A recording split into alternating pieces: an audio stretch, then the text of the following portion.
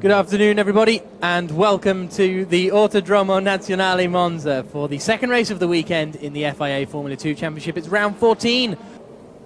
So there's Mirko Bortolotti, who, as you say, if he wins today, if he wins the championship, he will be the man to take the full Williams F1 test at the Young Driver Test in Abu Dhabi, I think it is, at the end of the year.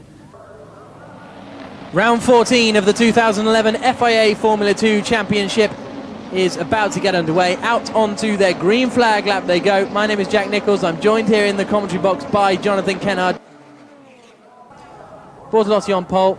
That very, very distinctive car of Ramon Pinheiro alongside him. Then it's Tobias Hegerwald in the black and silver car on the right-hand side of your screen. He's in third place.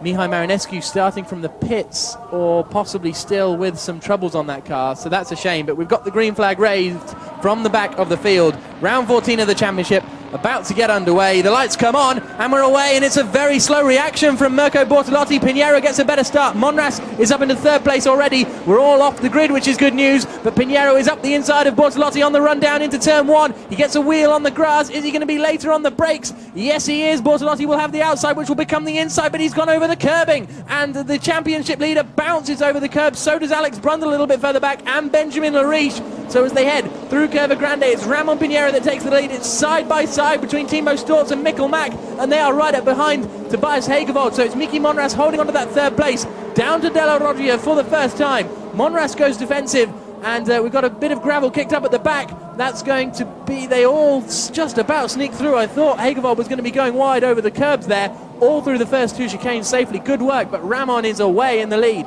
Yeah, his initial getaway, as you said, it was much better than Mirko Bortolotti's, and then obviously kept it to the inside for the first part of the chicane, and gave Mirko absolutely no room for the left. So a good start from him, and we also saw Alex Brundle on the grass on the way into turn one. So he did well to hang on to that, I think. Zanella has had a shocker of a start. He's down behind Plamen Kralev. We'll have to see exactly where that is. Mikkel Mack's out of shape. He's skating across the gravel. Where's he going to come back on the circuit? He picks up a bit of air, sneaks back on at the exit of Ascari. Alex Brundle goes past him as they all exit Ascari and down towards the right-hander at Parabolica, but it's Pinheiro out in the lead. Storz has got past Hegerwald, then up into fourth position as well. Bachetta, therefore, is in sixth, with Jack Clark in seventh place, as Snegerev sends one up the inside of Snooks. Has Snooks seen him? Yes, he has. Great late move from Max Snegerev to take that position, and this is fantastic racing. There's Zanella, look, just ahead of Julian Theobald, so we'll see exactly what position that is, but it's Pinheiro, Bortolotti, Monras, Storz, Hegerwald, Bachetta, Clark, Brundle, Snegerev and Snooks as they cross the line. It is 14th position for Christopher Zanella as Storz continues to battle with Tobias Hegerwald. And Snooks is back past, actually. He got a nice big toe down the main straight after getting a reasonable exit from the Parabolica, so it's all happening all the way down the field. Bachetta is right back in the slipstream of Tobias Hegerwald now as well. So there is Plamen Kralev, just ahead, I think, of Mikkel Mack.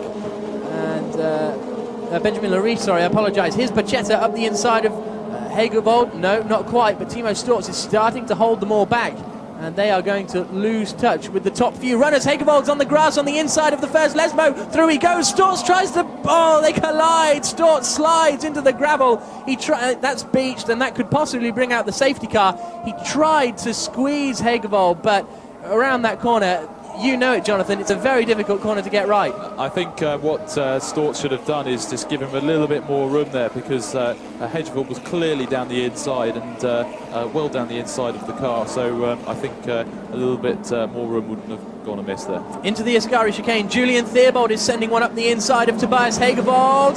Does he make it through? No, Hegerwald hangs it on around the outside. On the exit of Ascari they come down towards Parabolica. How's things at the lead? Bortolotti is right back up with Ramon Pinheiro. It's Miki Monras in third. So Luciano Bachetta, after having an absolutely torrid Friday, he was down towards, you know, the late teens in the practice sessions, finds himself in fourth position as they exit the Parabolica. This is a replay of Mikkel Mack getting all out of shape. He gets some big air here. I was worried he was going to come back onto the circuit in front of everyone else, and then, well, there's that incident again. Hegerwald got out of shape on the inside. I think Storz gave him enough room, but he needed to give him more just to be safe. And Bortolotti's back in the lead, so he must have got a great run down the main straight out of our view. But Pinheiro is going to be right up behind him on the way down into the second chicane. It's all going on. It is, and Monras isn't too far behind Pinheiro either. He'll be picking a nice, pick up a nice little toe there from Pinheiro's car. And I don't think he's quite quick enough, close enough rather, into the second chicane here. But these three seem to have broken away a little bit from Barchetta. And after that first corner sort of scrap with Pinheiro, Bortolotti was straight back on the case with him and has got the job done. He's very, very determined this weekend, is Mirko Bortolotti. I would not be surprised. We've got green flags out. Oh, yeah, of course, because that's where he went off. Here's the replay. That's a late move, isn't it? He wasn't alongside going into that corner. No, and actually, it's strange to see Ramon Pinheiro give it away, actually. He probably could have easily defended that one, but maybe he wasn't expecting Bortolotti to go for it. Down into the Ascari chicane. Pinheiro needs to be careful now because Miki Monras is right up behind him. It's Barchetta. Oh, look, Brundle has recovered well, hasn't he? He was a long way down the field, but he is now up into 6th place. So we've got Brits in 4th, 5th and 6th. Hagevold and Mikkel Mack now going to work together perhaps to climb their way back up the order. Here's a replay. Oh, that's Stortz heading off into the gravel, and then Hagevold recovers. Yeah, I think that's where Brundle picked up obviously a couple of places right there, so that was a big help. And there we saw 3 abreast going into the Parabolica. Mikkel Mack on the inside, Zanella on the outside, both going around Plamen Kralev. That was some excellent racing. And then if they got Hagevold right behind them, yes, they have. The leaders storm across the line, but this is a great 4-way battle. Plamen Kralev, this is the battle over 9th place. Mikkel Mack in that 9th position. Down into the first corner they come. And Miki Monras is very, very close to the back of Ramon Pinheiro. I think what Bortolotti's managed... For 2nd place then, the 2 Catalan men, Ramon Pinheiro and Miki Monras, head out onto the back straight in the battle for 2nd position in round 14 of the 2011 FIA Formula 2 Championship. Bortolotti is doing exactly what he needs to do if he wants to take the championship at the end of this race. Barely a car length between them as they whiz past our commentary box down into the first corner. Oh, Zanella tried to do a little dummy there, but Snegrev held his ground. Zanella's going to try and go late on the brakes around the outside.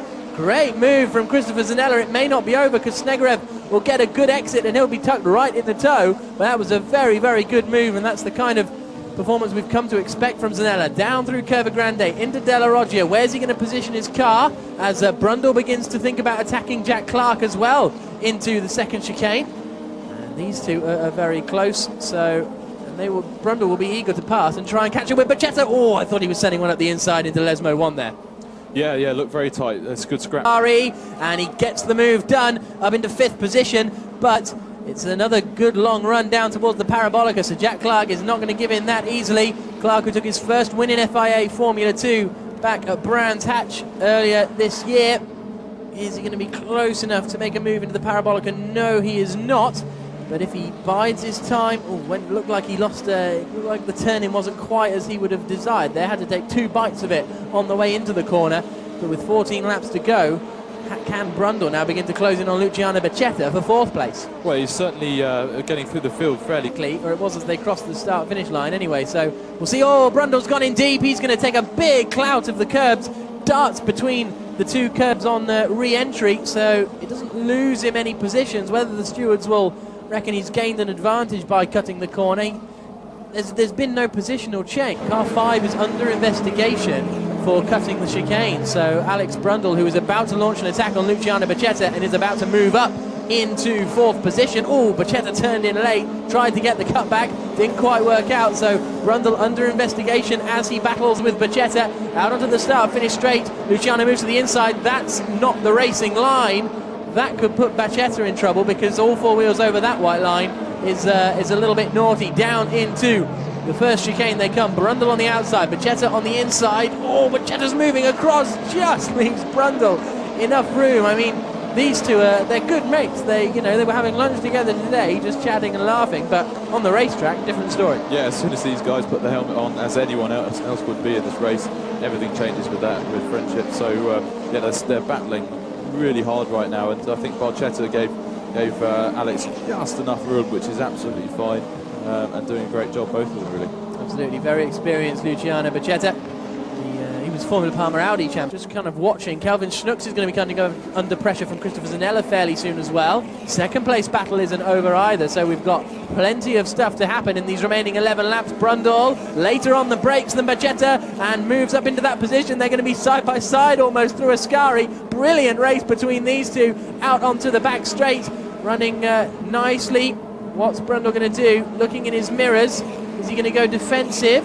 No, he's going to stick to the outside line. Bacchetta doesn't fancy a lunge at this point, but he'll take a nice wide line into Parabolica, try and get the... Miki Monras going up the inside of Ramon Pinheiro into the second chicane, but Pinheiro fights back and moves through into the inside of the first Lesmo. So Ramon Pinheiro holds on to that second place, but this battle is well and truly on. Monras super close, half a car length, a little bit sideways on the exit of the second Lesmo. Down towards Ascari they come. They've got a clear gap back to that fourth position battle, which is currently being held. There is our race leader, Mirko Bortolotti, down into the Ascari chicane. Comes this battle for second place. No, he's not. Pinheiro has it covered, but is Monras going to be able to get an overlap on the outside? Yes, he is. Pinheiro squeezes him. Almost contact. Almost surely contact. Monras flies across the runoff area, comes back on behind Pinheiro. Now, that's going to be a difficult one to call. Perversely, this may work in Monras' favour, because now he could take that run-up we were talking about. Well, absolutely, yeah. I'm sure it's not quite the way he wanted to do it, but yeah, and Brundle's not actually that far away from Monras as well as a result of that. But I don't know quite why he's putting his car in that position, because Pinheiro was always going to squeeze him a little bit. You know, he was never really going to go around the outside of him there, I don't think. So slightly strange positioning on the corner entry there. Final time, this battle for second place still rages down into Ascari, so Parabolica is going to be the final chance. It's another lock-up for Ramon Pinheiro. The final chance for Miki Monras to take second place is going to be into the Parabolica, but Mirko Bortolotti heads into the Parabolica for the final time, and he is going to surely exit to take the 2011 FIA Formula 2 Championship. The Italian wins on home soil and sees the checkered flag and becomes the third Formula 2 champion. A fantastic victory, stamps on the brakes, Justin Wilson-esque. There's Brundle exiting the final corner. Pinheiro is going to hold on for second place just as they cross the line. Let's have a look at the classified results at the end of what really was a fantastic race around Monza for these FIA Formula 2 cars. 8 seconds is the winning margin. Miki Monras in third, Brundle in fourth. 9.999 seconds behind Mirko Bortolotti. I like that. Another title to add to his collection, Formula 3 Italia. He has also won, and he congratulates Pinheiro. There is the championship standings, which means Christopher Zanella cannot catch up with Mirko Bortolotti. 50 points still on offer in this championship. Bortolotti has more than that in his pocket, even including drop round, so he is the 2011 Formula 2 champion. The battle still on for second place. Zanella, Pinheiro, Monras all still involved. I don't know what to say right now. I'm so happy. It's been such a fantastic year for us. It's been a fantastic race today, and I want to thank all my guys. My mechanic, my engineer, everybody who's involved, my sponsors, you guys, you did a great job as well. Alone you will never win. You always need a strong team behind you, and I had the great luck and the pleasure to work with these guys, so I don't know what to say, I'm so happy. But today, and this weekend, and this season, it has been all about Mirko Bortolotti. Straight in the Italian flag as he heads away from the 2011 FIA Formula 2